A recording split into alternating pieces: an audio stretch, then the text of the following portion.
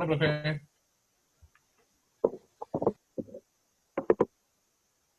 Buenas tardes, profe.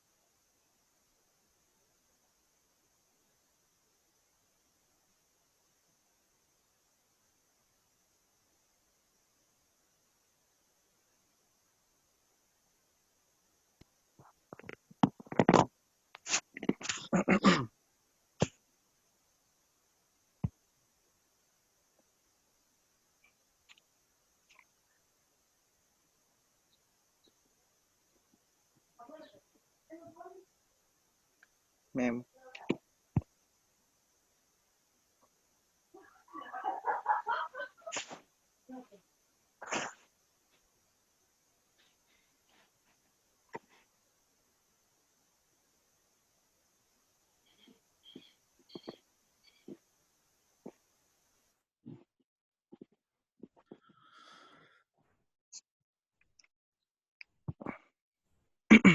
Hola, buenas tardes. Buenas tardes, profesor. Profe. Hola, profe. Hola, hola. Voy a...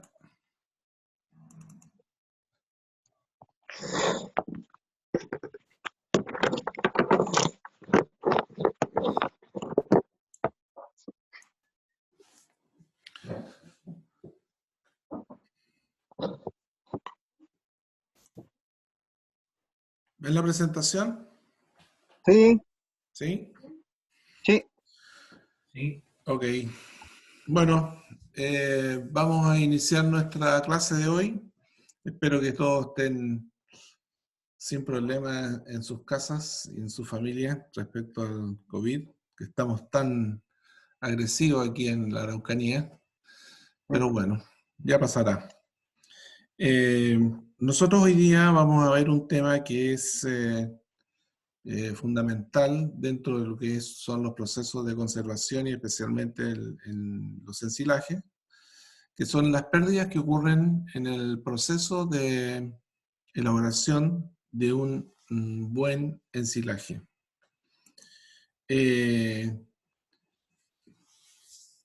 Todo proceso y consumo de ensilaje se inicia cuando se corta la planta y finaliza cuando el animal consume el forraje almacenado. Durante todo este periodo se producen diversos tipos y grados de pérdida, cuya dimensión depende del ensilaje que se haga. ¿No? Vamos a dividir las pérdidas y las vamos a ir analizando una a una para que ustedes la entiendan mejor. Primero vamos a ver las pérdidas en el campo. En el campo, una de las principales pérdidas son las pérdidas mecánicas, porque dentro de esto, el proceso de corte, esparcido que vimos, y de remoción, hilerado y cosecha, genera pérdidas de parte de las plantas que se van quedando en el suelo. Esto es más evidente en las leguminosas, que por el efecto de la deshidratación pierden sus hojas y con ello la calidad.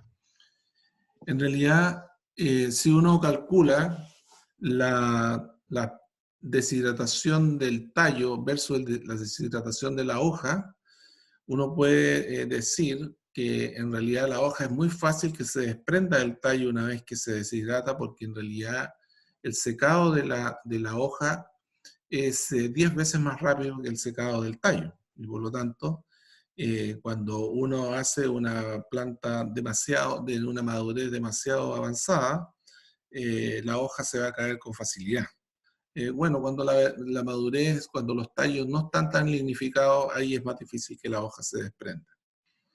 En el silaje de corte directo, la pérdida se genera primero por el impacto, ¿se acuerdan de la semana pasada que les mostré que el impacto de la chopper y la falta de cálculo en el llenado de los carros? Eso es típico, digamos que hoy día hay sistemas eléctricos que mueven la pluma que lleva el forraje al carro de arrastre que lleva el forraje, que va cargando el forraje.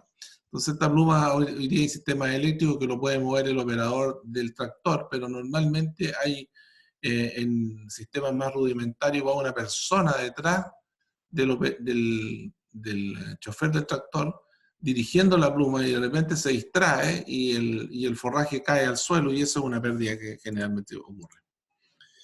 También en el campo existen pérdidas por respiración. La planta cortada siempre va a mantener su metabolismo activo hasta que se reducen los niveles de humedad. Entonces, con niveles inferiores a 40% la humedad se hace crítica y la respiración se reduce o detiene.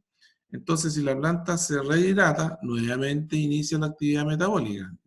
A mayor temperatura, mayor es la pérdida por este concepto. Entonces, lo que uno tiene que tener claro de que en realidad el proceso tiene que ser rápido. Siempre el proceso tiene que ser rápido.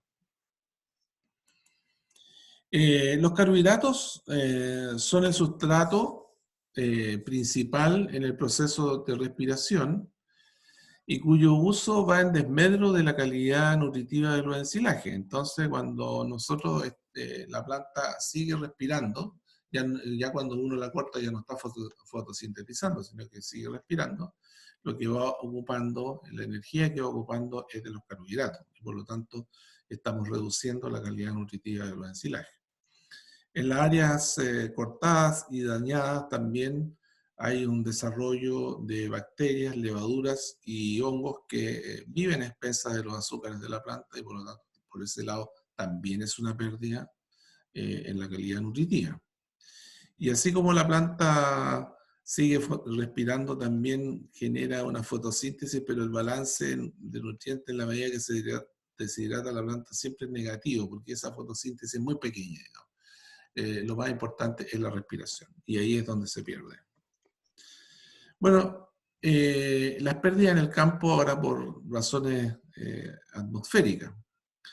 Las pérdidas atmosféricas están referidas, digamos, a las pérdidas generadas por la lluvia, que un poco hace un lavado de los tejidos cortados, y el tejido, este lavado de tejido genera pérdidas de nutrientes, principalmente azúcares, compuestos nitrogenados solubles, minerales y lípidos, todos ellos contenidos todos ellos pertenecientes al contenido celular. Es decir, esas son las pérdidas que ocurren por razones atmosféricas. Ahora veamos las pérdidas en el almacenamiento del forraje. Bueno, las pérdidas en el almacenamiento, las principales son los efluentes. No sé si se recuerdan que les mostraba el efluente, que es una solución constituida, ¿cierto?, por el contenido celular, liberado por el daño mecánico provocado al tejido y, por supuesto, por la presión que ejerce sobre él durante el proceso de compactación. ¿Qué es lo que contiene un efluente? Contiene nutrientes solubles que están presentes en el citoplasma, y entre los que siempre se van a destacar los azúcares, los compuestos nitrogenados solubles, minerales y productos iniciales de la fermentación, como son algunos ácidos orgánicos. el efluente es un elemento muy contaminante de la atmósfera, porque en realidad es un producto que tiene un DBO muy alto, y eso hace, digamos, que este producto no se debe tener en los ensilajes. Y por eso los ensilajes de corte directo tienen siempre un efecto negativo en términos de estos efluentes. Los predeshidratados no lo tienen porque los efluentes no existen. La concentración de materia seca depende indudablemente del contenido de humedad, y en ensilajes con alto contenido de humedad, mayor a 80, generan alta cantidad de efluentes, pero con bajo contenido pero con bajo contenido de materia seca. Es decir, el efluente tiene bajo contenido de materia seca. Se ha determinado que forrajes con 18% de materia seca pueden producir más de 15 litros por día por tonelada almacenado. Es decir, eso es mucho. Eso es mucho. Ahora, la máxima producción de efluentes de un ensilaje se verifica entre el tercer y cuarto día. La verdad es que desde el primer día empiezan a aparecer los efluentes, pero desde el tercer y cuarto día post-compactado aparece una cantidad mayor, y la producción se va reduciendo a partir del 10º día y se puede mantener por semanas, dependiendo del contenido de humedad del forraje y la dimensión del silo específicamente. Ahora, la concentración de nutrientes que contiene el efluente cambia según pasa el periodo de almacenamiento. En las primeras horas, la mayor pérdida corresponde a los azúcares con pH básico, digamos. Pasando las horas, se produce un incremento de compuestos nitrogenados y ácidos orgánicos, con una importante disminución del pH, y se ha determinado que en ensilaje con contenido de materia seca inferior a 20%, la pérdida por efluentes puede reducir en un 14% el contenido de materia seca y un 10% la energía metabolizada. Por ello, en realidad, los ensilajes de corte directo, como son los ensilajes de cereales de grano pequeño o los cereales de grano grande, como el maíz y el sorgo, ellos siempre van a tener un contenido de materia seca superior a 28%. Por lo tanto, no van a tener efluente. En cambio, en las praderas tanto de leguminosa y en las pasturas de leguminosa y de gramíneas, el contenido de materia seca siempre que esté en estado vegetativo va a ser bajo 20%, y por lo tanto ese forraje siempre hay que predeshidratarlo, siempre hay que hacerlo premarchito, ojalá en hilaje. Veamos los componentes de efluentes de las gramíneas. Tiene un pH ácido, contenido promedio, porque al principio es básico y después se pone ácido, un contenido de materia seca muy bajo, 5%, la energía un 3 megacalorías, la proteína un 26 y los minerales un 26, base materia seca. Entonces, es muy alto en minerales, y eso hace, perdón, eso hace que este efluente sea tan contaminante. Ahora, en el almacenamiento, además de los efluentes, tenemos las pérdidas aeróbicas iniciales, que corresponde a las pérdidas generadas por la respiración que ocurre en el periodo en que el forraje es depositado en el silo y se produce el ambiente anaeróbico, porque siempre va a seguir respirando la planta, ¿no es cierto? El tiempo de exposición al aire depende, obviamente, del tamaño picado, la velocidad de compactación y la velocidad de sellado del silo. Por eso, en la clase anterior hablábamos que el sellado, la velocidad de sellado del silo de compactado, era lo que determinaba la calidad del ensilaje finalmente. También hay pérdidas por fermentaciones anaeróbicas. La eficiencia de las bacterias lácticas está relacionada con la transformación de los azúcares. Las homofermentativas producen solo ácidos lácticos y las heterofermentativas producen ácido láctico, ácido acético y anhídrido carbónico. Dentro de las homofermentativas, ¿no es cierto?, está el Lactobacillus plantarum, y las heterofermentativas está el Lactobacillus buckyneris. Entonces, ahí tiene que existir dentro de ese proceso de transformación una alta concentración de bacterias para que el proceso sea rápido y se genere el pH ácido rápidamente. Existen dos tipos de fermentaciones anaeróbicas, las primarias y las secundarias. Las fermentaciones primarias transforman los azúcares en ácido láctico y es lo que es más deseable, ¿no es cierto? Y las secundarias actúan sobre el sustrato de la fermentación primaria y son ineficientes producto de la pérdida de energía, biomasa y estabilidad del ensilaje, y que son las que están produciendo el ácido acético que estábamos mencionando anteriormente. Bueno, en ensilaje es donde se desarrollan fermentaciones con bacterias ácido-lácticas homofermentativas. Las pérdidas de materia seca se ubican entre 2 y 5% y las de energía absolutamente tienden a cero. Es decir, siempre cuando hay una fermentación, siempre va a haber una pérdida de materia seca. Niveles de pérdida de materia seca y estabilidad en ensilaje producto de la fermentación primaria.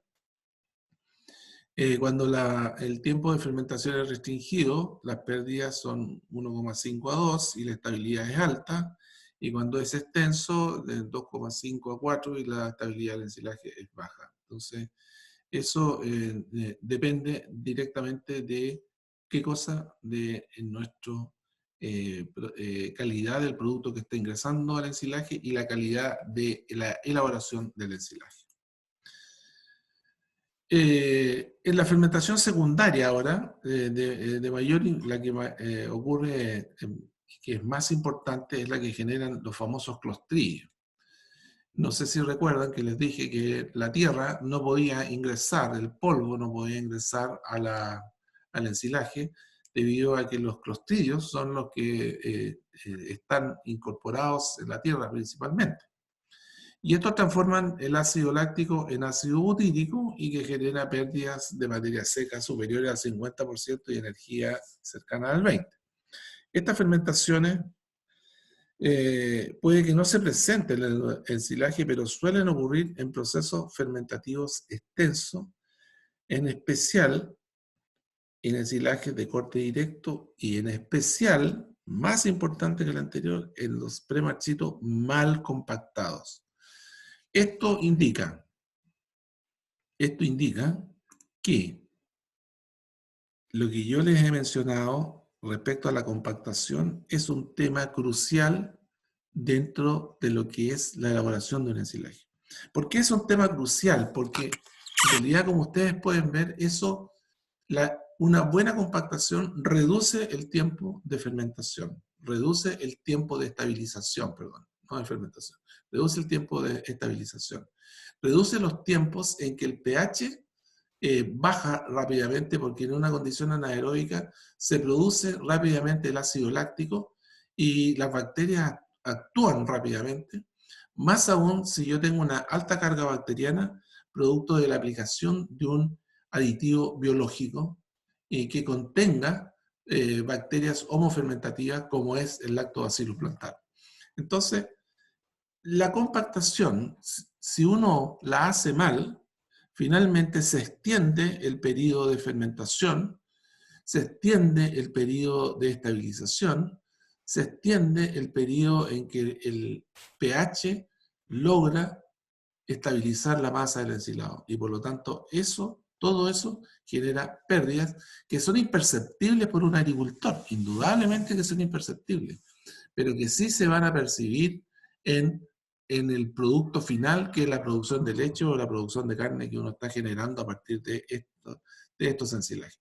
Por eso es tan importante entender las pérdidas, porque si uno entiende las pérdidas, entiende que el proceso tiene que ser riguroso. El proceso de elaboración del ensilaje tiene que ser riguroso. Es decir, yo tengo que cortar mi forraje, lo tengo que cortar después de las 11 de la mañana, tengo que remover el forraje.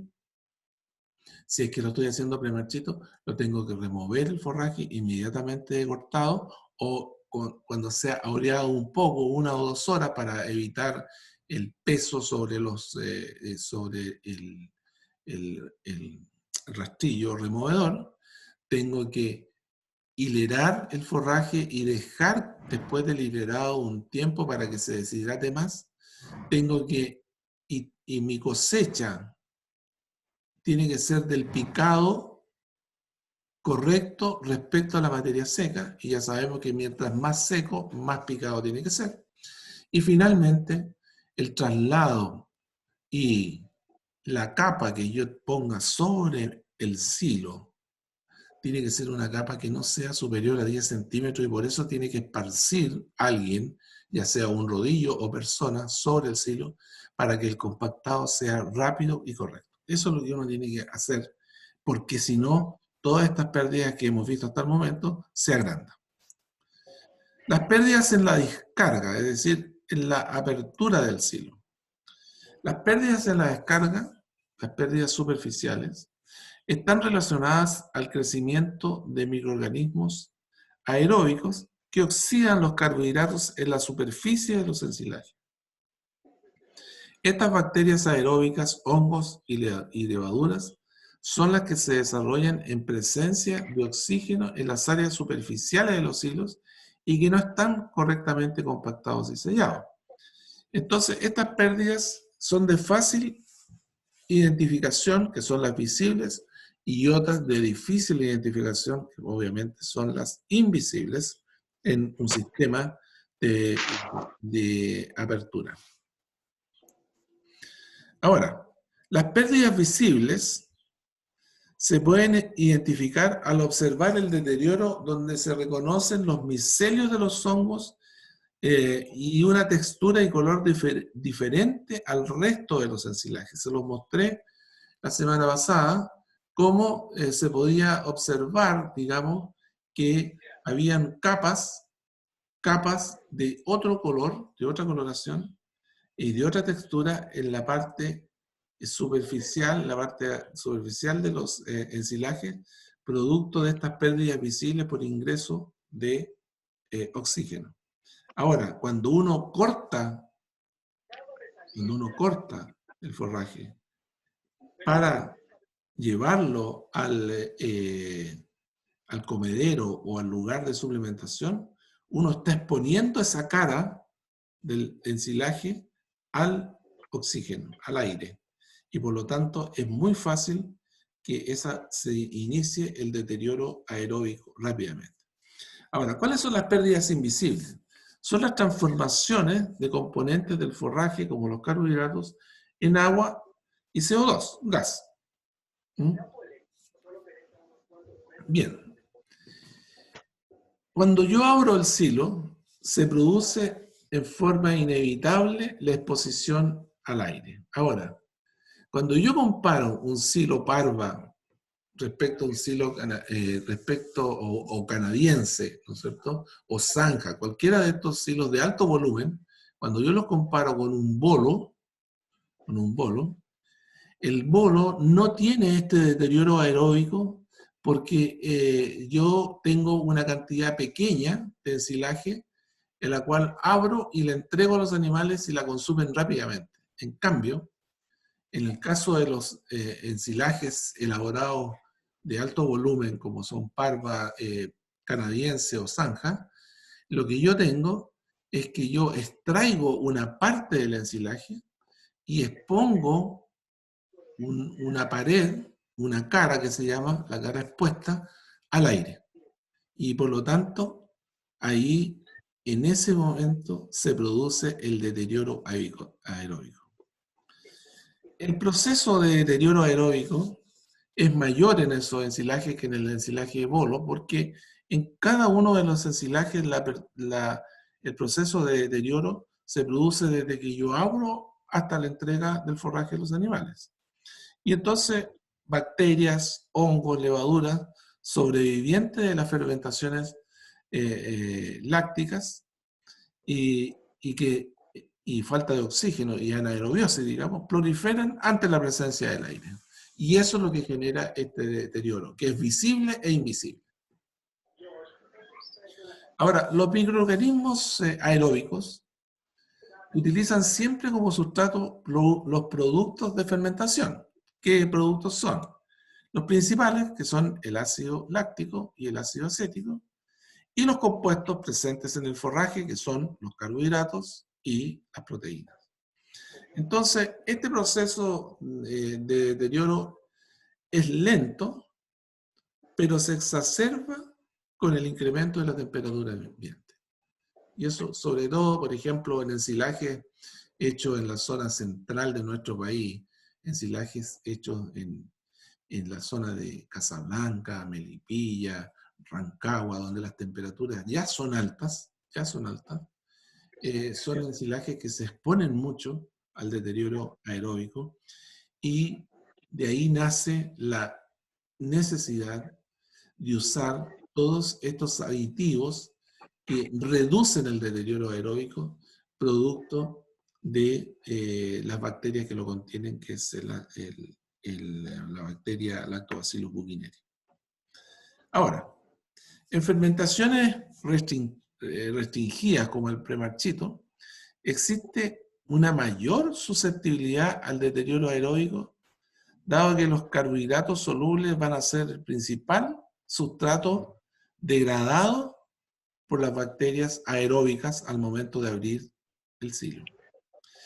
En ensilajes mal reservados que han desarrollado fermentaciones secundarias con producciones del ácido acético y butírico, el deterioro aeróbico es menor debido a la mayor estabilidad del ensilaje en condiciones de exposición al aire. Es inverso a lo que uno podría pensar, pero en los mal preservados, como hay más acético y más butírico, recuerden que estos son los productos de la del Lactobacillus buckineri, entonces el deterioro aeróbico va a ser menor. Bueno, ¿cómo se reduce el deterioro aeróbico? Es justamente por la presencia del ácido propiónico, que es lo que conversamos la semana anterior, el MALSAP y el Lupograin, que son productos con ácido propiónico baferado y que se aplican puros. Esos reducen el deterioro aeróbico. También reduce el deterioro aeróbico la reducción del ancho de corte y los tiempos entre corte y entrega del material a los animales son determinantes en esta disminución de las pérdidas. Hay ocasiones en que uno ve lecherías de gran dimensión y donde los procesos están estandarizados, pero a veces estandarizados equivocadamente, como por ejemplo, hay lecherías en que cortan el ensilaje en el silo y lo llevan al carro mezclador, y a veces pasan desde la mañana a la tarde el carro mezclador esperando para entregar ese material a las vacas, y ahí el deterioro aeróbico es muy alto, muy alto. Se calienta el forraje, hay una serie de fermentaciones inadecuadas que no corresponden a eso. Aquí tenemos un resumen de la estimación de las pérdidas extremas que se producen en los ensilajes según la forma de confección. Y esta es solamente una estimación, nada más, pero que está muy cercana a la realidad. En ensilajes de corte directo con 18% de materia seca, recuerden ustedes que el ensilaje de corte directo mínimo tiene que tener 20%, en este caso está pensado en 28%, en premarchito 22%, que es muy poco, y un premarchito de 30%, que es el correcto. Y ahí ustedes pueden observar que las pérdidas mecánicas en el premarchitamiento siempre es mayor que en el corte directo, obviamente, porque resulta que yo tengo corte, remoción y cosecha. En el otro caso tengo solamente cosecha, por lo tanto, las pérdidas mecánicas de campo son mayores en los ensilajes predeshidratados. Por respiración, prácticamente nada, y atmosféricas nada en el corte directo, pero sí en el premarchitamiento. ¿Por qué razón? Porque yo tengo que la planta sigue estando, respirando en condiciones de premarchito, porque yo tengo que deshidratarla. Entonces ahí está la respiración. Y atmosférica, porque tengo el riesgo de lloviznas, más que lluvia, lloviznas. Tengo el riesgo de lloviznas. En términos de almacenamiento ahora, los efluentes, las pérdidas mayores van a ser en el corte directo y un premarchito bajito de 22% siempre va a tener efluentes, pero en el premarchito de 30% no va a tener nada. En las aeróbicas iniciales, bueno, nuevamente vamos a tener mayor en los premarchitos por la forma en que estoy elaborando el ensilaje, y en fermentación voy a tener mayores pérdidas en el corte directo que en los premarchitos. Y después en la descarga, cuando yo descargo superficiales va a ser lo mismo, digamos, va a ser lo mismo, pero lo que sí, el deterioro aeróbico puede ser mayor en el premarchito que en el corte directo, porque el corte directo lo más probable es que tenga un contenido de acético y butírico que evita, digamos, la presencia del efecto aeróbico. Bien, ¿qué tenemos que hacer entonces? ¿Qué es lo que tenemos que corregir respecto ahora a estos ensilajes de corte directo y que tienen efluentes? Bueno, los efluentes, ¿no es cierto?, corresponden al material que se encuentra en solución y que son ricos en nutrientes y que pueden ser utilizados por una amplia gama de microorganismos. Los componentes que derivan de estos son el contenido citoplasmático liberado de las células y tejidos que han sido sometidos al corte, al picado y a la compactación en el ensilaje. Entonces los efluentes van a generar un impacto negativo en el ambiente, siendo una fuente de contaminación de suelo y agua. Además, es muy corrosivo y corroe las estructuras de los silos, en especial el concreto. Y en el concreto, como es con hormigón armado y que tiene fierro, el concreto y los fierros. Y en menor medida las maderas. Pero en especial los concretos. Ahora, eso genera, esa corrosión que se produce en los concretos que tiene un alto costo, esos concretos quedan con pequeños orificios y donde posteriormente se desarrollan una gran cantidad de bacterias, y dentro de las cuales están los clostridiales, que van a afectar al ensilaje futuro. Ahora, la llegada de los efluentes ahora a los cursos de agua genera un incremento en el consumo de oxígeno, produciendo un desbalance negativo que termina, por supuesto, con la vida acuática, especialmente los peces. La demanda biológica de oxígeno del efluente es superior a otras fuentes contaminantes, como son las aguas servidas, el purín, el estiércol, y por tanto es necesario eliminar este producto. Antiguamente, hace 30 años atrás, los efluentes de los ensilajes de la región de la Araucanía, había una medición que decía que era el doble de lo que generaba la contaminación de las aguas servidas de la ciudad de Temuco. Hoy día eso no es así, primero porque hay mucho menos ensilaje, y segundo porque se hace menos ensilaje de corte directo y hay menos efluentes. La calidad nutricional y el volumen de forraje cosechado son dos de los elementos más importantes a considerar en la elaboración de un ensilaje. La mayor calidad del forraje se encuentra en estados tempranos, ¿cierto?, vegetativos, donde el contenido de humedad supera el 80%. Entonces, con alta humedad, el proceso de conservación se complejiza debido a que se reduce la aptitud fermentativa, favorece la presencia de clostridio, genera pérdida de nutrientes por escurrimiento de efluentes y aumenta las opciones de contaminación ambiental. Por tanto, esto es muy relevante dentro de lo que es el actual proceso de elaboración de los ensilajes. El efluente corresponde al contenido intra y extracelular y que escurre por efecto de la compactación. Posee un bajo contenido de materia seca, pero un alto volumen, y puede generar una pérdida importante de nutrientes de la masa ensilada porque escurre en la solución de los contenidos celulares. Y los principales elementos que contiene son sustancias nitrogenadas, ácido orgánico, minerales, carbohidratos, entre otros.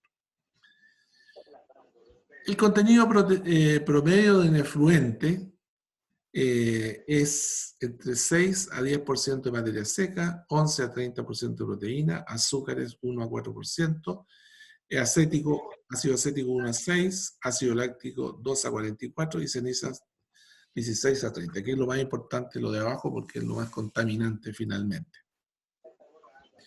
Transcurrido el tiempo de elaboración, el contenido de nutrientes va cambiando, los ácidos orgánicos van cambiando y los azúcares, en la medida que aumenta el proceso, disminuye en los efluentes. Existen diversas fórmulas para predecir el volumen de un efluente. Todas se relacionan en forma directa con el contenido de humedad y se ha determinado que con un nivel de materia seca de entre un 28 y 32%, la producción de efluentes es cero. Ahora, el efluente es un líquido corrosivo, tiene este pH y esta condición ácida genera el deterioro de las paredes del silo, como lo dijimos, sistemas de drenaje y concreto en los patios de alimentación. Y el poder contaminante que se mide en la demanda biológica dice que los desechos, el efluente es superior a los desechos agrícolas y 200 veces superior a los generados por las aguas servidas de una ciudad. Ahora, si estimamos que el efluente generado por 500 toneladas de ensilaje cosechadas a 17% equivale a la demanda biológica de oxígeno que produce un día de aguas servidas de una ciudad de 200.000 habitantes. Es decir, es muy, muy, muy contaminante. Aquí podemos ver las demandas de oxígeno del efluente versus el purín de cerdo, la orina de vaca, el purín de las vacas y las aguas servidas de una ciudad. Bueno, la mejor alternativa para eliminar y reducir la producción de efluentes sin alterar en forma significativa la calidad del ensilaje es la deshidratación previo a la cosecha, que es el premarchitamiento. Además de evitar las pérdidas por efluente, este proceso permite tener una mejor calidad fermentativa y un aumento del consumo de materia seca de los animales. Obviamente, porque si un animal está consumiendo en un ensilaje menos agua, va a consumir, tiene menos agua, va a consumir menos materia seca. Recuerden que hay una relación entre el volumen y el volumen de consumo y su capacidad ruminar.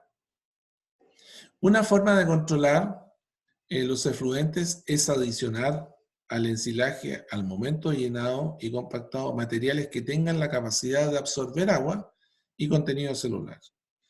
Estos productos poseen la capacidad de absorber agua, poseen baja solubilidad, no deprimen la calidad general del ensilado, no afectan el consumo y se encuentran disponibles en el mercado a costo razonable. Pero la verdad es que aquí tenemos distintos aditivos absorbentes, como por ejemplo la coseta de remolacha, la paja de avena, el heno, los diferentes henos, la coronta de maíz, el grano de maíz, el grano de trigo, y cada uno tiene una capacidad de retención de humedad diferente, siendo lo mayor capacidad de absorción la coseta de remolacha, la pulpa de remolacha seca.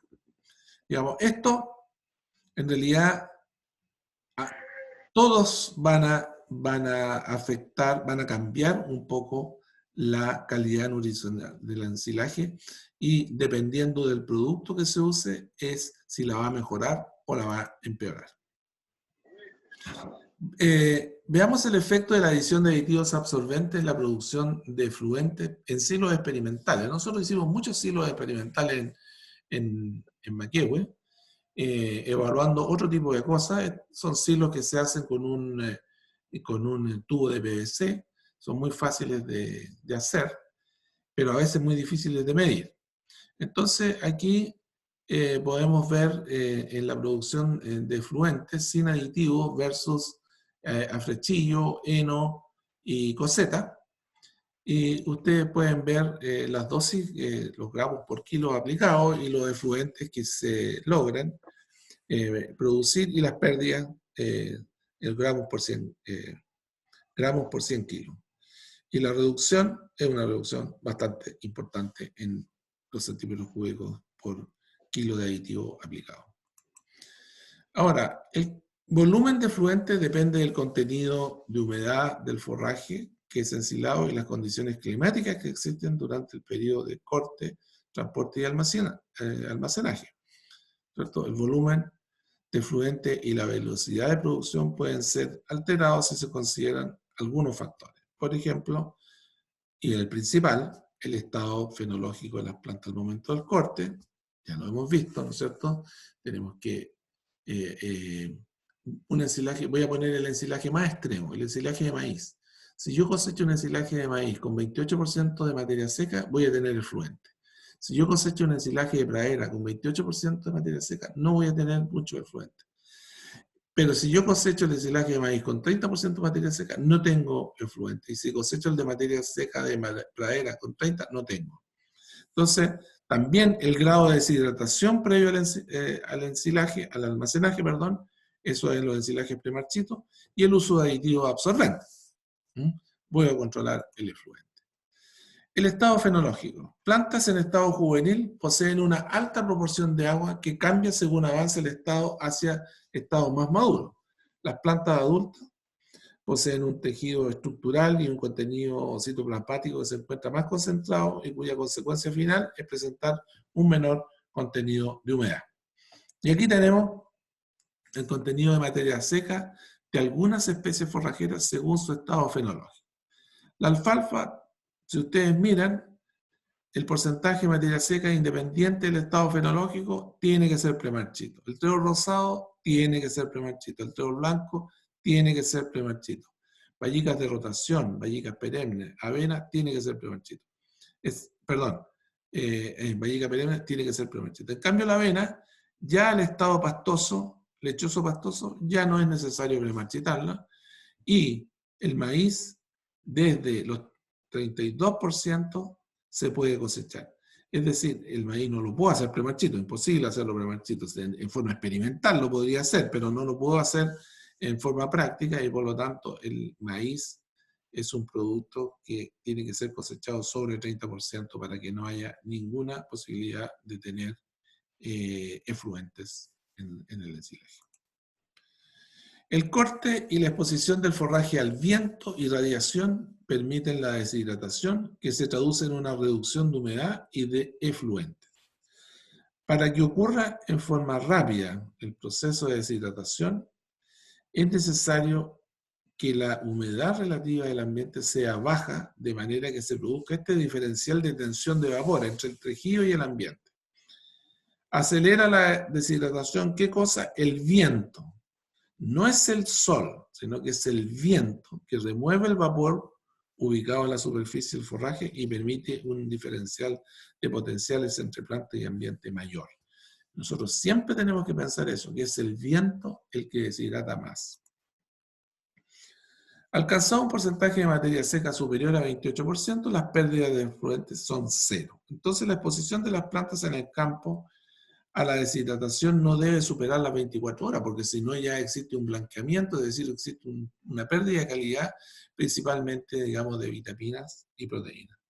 Tiempos mayores van a generar siempre pérdidas que pueden ser más importantes que las producidas por los efluentes. Ahora, la agregación de aditivos absorbentes a los ensilajes tiene el objetivo de retener parte de la fase líquida que escurre en forma de efluente. Con los absorbentes se pueden mantener en el ensilaje parte de los nutrientes que se pierden por esa vía de escurrimiento. Ahora, los aditivos absorbentes siempre deben cumplir con estos requisitos: una capacidad de retención, deben ser estables en medios ácidos, un nivel nutricional igual o superior, por eso las pajas no son buenas, la alta densidad tiene que ser de alta densidad y promover la fermentación. Es decir, no inhibir la fermentación. Eso es lo importante. Aquí podemos ver el contenido de materia seca y la producción de efluentes y requerimientos de absorbentes según materia seca verde y seca para eliminar los efluentes de un ensilaje. Por ejemplo, con 15% de materia seca, independiente del producto que sea, puede ser una leguminosa, una gramínea, o una mezcla de ambas, va a producir 330 litros de efluente por tonelada. Por lo tanto, yo necesito que aplicar 165 kilos de absorbente por tonelada de materia verde para absorber 1.100 kilos por tonelada de materia seca. Kilos de absorbente por tonelada de materia seca. Con 17% necesito 138 kilos de absorbente por tonelada de materia verde, lo que significa 550 kilos de absorbente por tonelada de materia seca. 825. Con 20 necesito 110, con 22 necesito 83 y con 25 necesito 55. Es decir, en realidad voy disminuyendo la cantidad de kilos de absorbente que necesito por tonelada de materia verde o por tonelada de materia seca según los litros de efluente que se produzcan. Obviamente que a mayor materia seca, menor cantidad de absorbente y menor cantidad de efluente, y menor cantidad de absorbente. Bueno, para colectar y almacenar los efluentes y así evitar los procesos de contaminación, es necesario contar con plataformas que sean primero impermeables con el sistema de conducción y almacenaje en tanques de alto volumen. Yo me tocó observar hace muchos años atrás, porque eso ya no existe, ver ensilajes que el efluente lo acumulaban en tambores de almacenamiento, y ese efluente después lo esparcían, lo asperjaban sobre las praderas, y las praderas se ponían amarillas, se quemaban mucho porque es muy concentrado. Ahora, esto es una cosa arcaica y que ya no se utiliza, digamos. Ahora, es muy poco probable que se desarrollen los sistemas ganaderos actuales, porque en los ganaderos actuales se privilegia la tecnología que evitan la producción de los efluentes. Pero hay que saberlo. Los efluentes son ricos en proteínas y energía y también han sido utilizados en producción animal, pero en forma limitada debido a la capacidad de almacenamiento y a la preservación del producto. El producto almacenado por mucho tiempo tiene que ser sometido a aplicación de preservantes que eviten la aparición de hongos y que puedan causar toxicidad en los animales. Como fertilizante, en forma frecuente, el uso de efluentes se utilizó en coberteras, pero el nivel de acidez del producto genera las quemaduras en las plantas, generando un aspecto seco que según la severidad puede causar la muerte. Las dosis de aplicación han sido variables y se mencionan en la literatura entre 20 y 50 metros cúbicos por hectárea, y en promedio 1.000 litros de efluentes pueden aportar 2,5 kilos de nitrógeno, 1 kilo de PO5 y 4 kilos de K2O.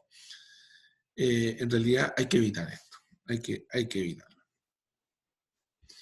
Por lo tanto, las causas de producción de los efluentes son almacenaje de plantas con alto contenido de humedad, mal acondicionamiento del forraje, hileras de tamaño mayor al permitido para el secado, condiciones climáticas adversas, mala determinación del contenido de materia seca, cosecha de cereales en etapa inmadura, contratista que acelera el proceso, entonces no logra la deshidratación esperada.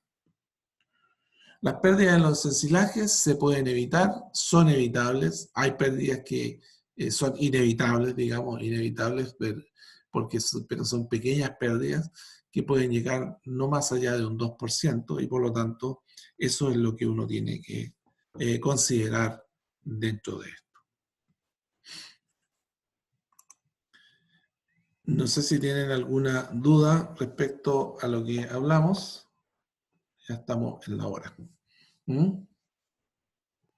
Entonces, profe, los ensilajes deberían desarrollarse como entre 11 y 6, 7 de la tarde. Claro, o sea, no es que se tenga que elaborar el ensilaje, el corte de la planta. Solamente el corte. El corte de la planta, porque en ese momento es cuando la planta tiene más contenido de carbohidratos solubles, y como la fermentación se produce con, con los carbohidratos, entonces las bacterias van a tener más carbohidratos disponibles para poder, como sustrato para actuar y generar un pH ácido, o sea, generar primero mayor contenido de ácido láctico dentro de la masa del ensilaje y por lo tanto un pH ácido. No, yo lo decía por la cantidad de humedad que había en el ambiente. Es que la cantidad de humedad del ambiente, claro, si uno lo hace a esa hora también, tiene razón que influye.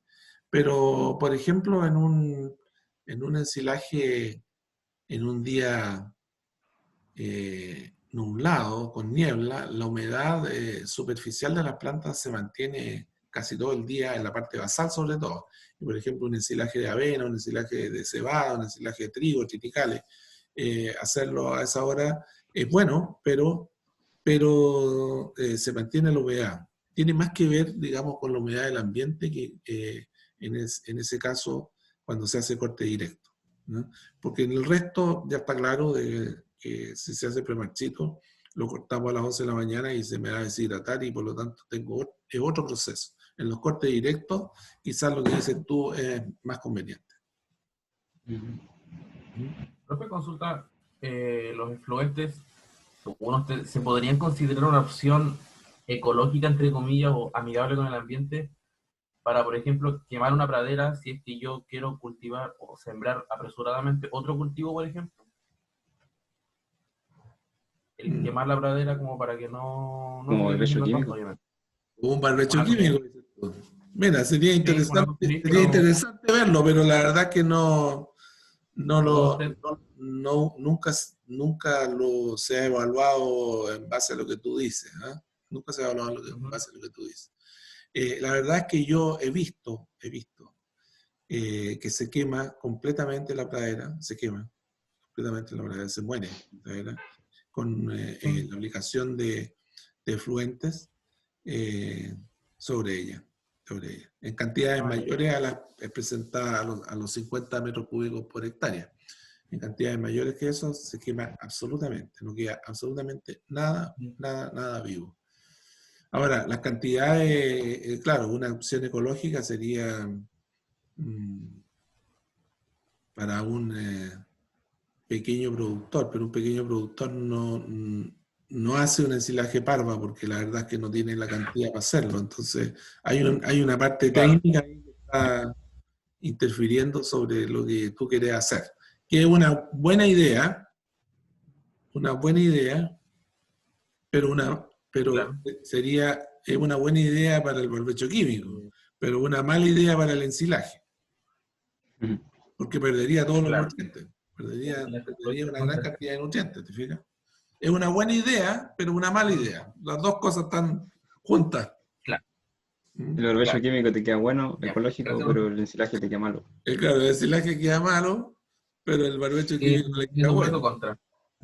Ahora, imagínate la cantidad de fluentes que tendríamos que tener para hacer barbechos químicos, digamos, sería mucho. Además es un producto orgánico. Mira, es un producto orgánico de difícil preservación, porque se va descomponiendo, porque es orgánico. Ya. ¿Estamos? Gracias, profe. Ok. Sí. Si no tienen más preguntas, la próxima semana hablaremos sobre los aditivos a los ensilajes, la parte biológica, ahí va a ser importante entenderla. Muy bien. Yeah. Que esté muy bien. Igual, profe, cuídense, nos vemos. Gracias.